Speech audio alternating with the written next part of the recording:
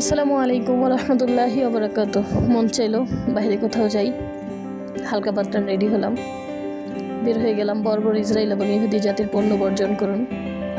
ইউনিকের এই রাস্তাটা কত মাস যাবত যে ঠিক হইতেছে, কবে যেটা ঠিক হবে আল্লাহই ভালো জানে। প্রচুর ভোগান্তি হয়, অনেকখানি রাস্তা যানবাহন যায় না, রিক্সা মামারা যায় না, এতটুকু রাস্তা একা হেঁটে হেঁটে যাইতে হয়।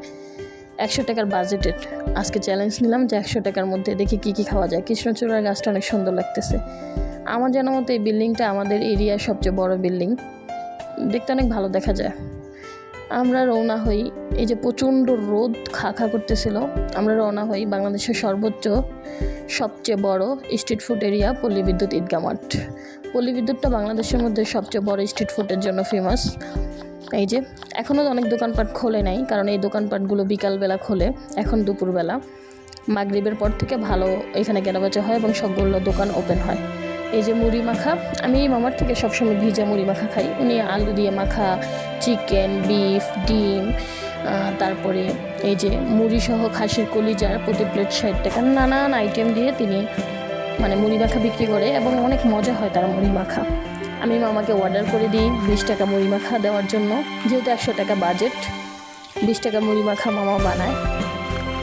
আসলে 20 টাকার মুড়ি মাখার প্লেটটা খেলে মোটামুটি পেটটা ভরে, আমার কাছে তো ভরে। এই যে আমাদের মুড়ি মাখা বানাইতেছে, তারপরে এসে পরে আমাদের মুড়ি মাখা এবং আমরা খাই। 100 টাকা মামাকে দিই, তিনি আমাদের আবার রিটার্ন 80 টাকা দেয়। এখন আমাদের বাজেট 80 টাকা চলে না, দেখি নেক্সট কী খাওয়া যায়। নেক্সট আমরা খাই লেমন ড্রিঙ্ক। প্রচণ্ড রোদে আসছি, এদিকটা তো ঘেমে যাইতেছি, পরে এই যে লেমন ড্রিঙ্ক খাই। আচ্ছা, তোমরা কারা কারা এই লেমন ড্রিঙ্ক কিংবা কোনো ড্রিঙ্ক খাইলে মুখ দিয়ে এমন শব্দ হয়? এই যে তাকে 2টা ড্রিঙ্ক, লেমন ড্রিঙ্কের 15-30 টাকা দিই, রয়ে গেল 50 টাকা। এখন দেখা যাক 50 টাকার কী খাওয়া যায়। আশেপাশে অনেকগুলো খাবার দেখি কিন্তু খেতে মন চায় না। পরবর্তীতে আমাদের স্ট্রিট ফুডের মধ্যে সবচেয়ে ফেমাস বার্গার। এই বার্গারটা কম বাজেটের হওয়াতে বাজেট ফ্রেন্ডলি হয়। মামা আমাদের বলতেছিল কোনটা কত করে, আমি এই ফ্রাই করার দৃশ্যটা ক্যাপচার করে নিই।